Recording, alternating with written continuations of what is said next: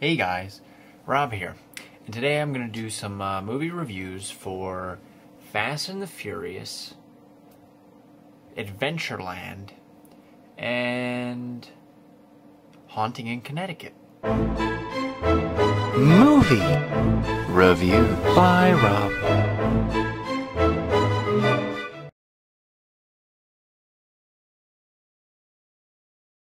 Normally I don't review so many movies at once, but it's been a while since I've done some reviews, and I always promise to at least give my opinions. And in case you guys were wondering why the delay, Rob, why are your reviews like not the same format? Because normally I like to make them a little bit more formal, or I do them with friends after I see the movie. But let's just say hard drive problems, corruption, erased, 500 gigs worth, everything. That might sum it up. So I just wanted to make this quick. I'm not going to go into directors or actors too far. I'm just going to give my personal, whether to see it or not. First, I'll go with Haunting in Connecticut.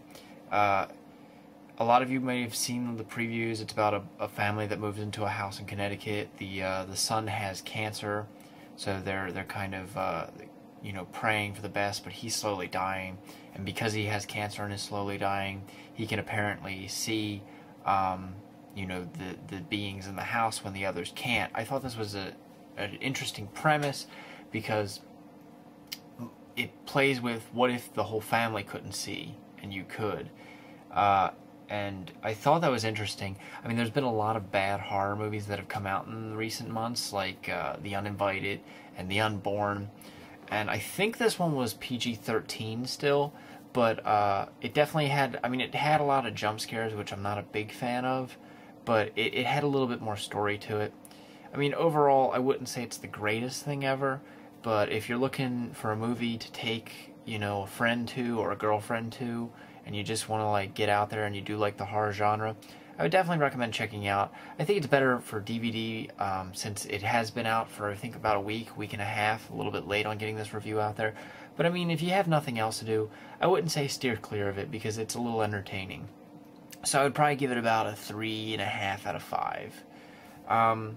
As for Fast and the Furious, I'm kind of bad when it comes to that because I really don't like the other ones. I remember seeing the first one when it first came out, and Vin Diesel was Vin Diesel. I never understand why people are all, oh, he's so cute, he's so hot.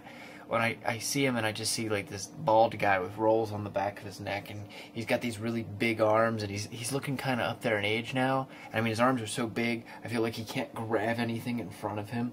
But that's my Vin Diesel rant. But in general, with the movie itself, it's very, I don't know, there's not a lot to it. It's a very simple plot. It's kind of like a vendetta, revenge story. And they just brought back characters from the first one and decided to go with that. If you like the first one and the second one and even the third one, which they allude to in this one, they make references to it like a joke for the audience. But it's got the same formula: fast cars, action, a lot of racing, a lot of wrecks, a lot of corny dialogue that might be cool to some people.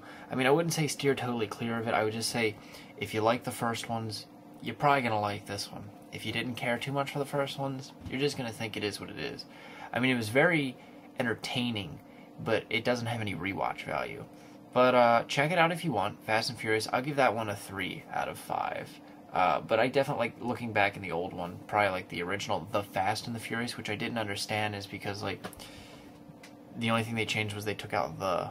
So, does that make a difference? I don't know.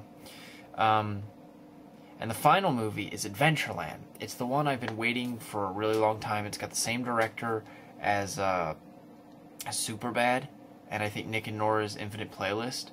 I could be wrong on that. It's at least the same writer, I think. No, same director, not the same writer.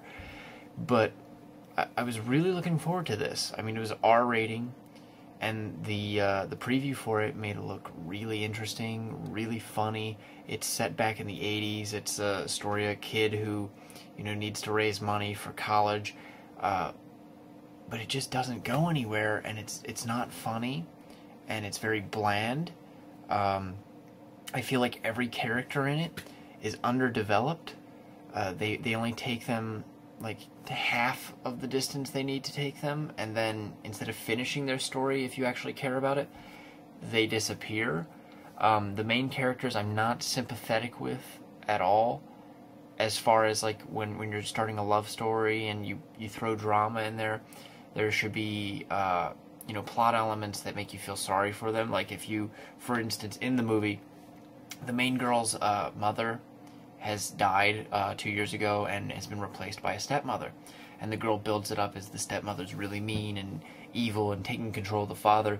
And we hear this, and as a film critic or as a moviegoer, you're expecting plot devices later on that build up to a giant reveal of, yeah, this woman is a real pain in the butt, but in the long run it just seems like the girl's got issues, and it doesn't, it's like a story within a story within a story. Like, it's not an important issue to the film. It could have been left out. And I think, like I said, marketing, I've complained about a lot in the past, and marketing was a big problem on this one, because it was not a comedy whatsoever. They throw a couple one-liners in there, but they're not funny. Ryan Reynolds, who the movie markets as being like a key comedy feature of it, and when you think of Ryan Reynolds, you do think like Van Wilder, and he's done cameos in like Harold and Kumar. He just wasn't funny, and I'm not saying Ryan Reynolds didn't do a good job. He wasn't written as a comedic performance in this film. He was dramatic, and I think he did a good job, but I just think overall that's not what you came to see. You're seeing a movie, Adventureland, written by or directed by Superbad. You're thinking Superbad, this is going to be hysterical, because Superbad was. This is not the case with this, and this movie runs over an hour and a half, hour and 45 minutes long, and it drags, and it's very stereotypical all the way through until the ending.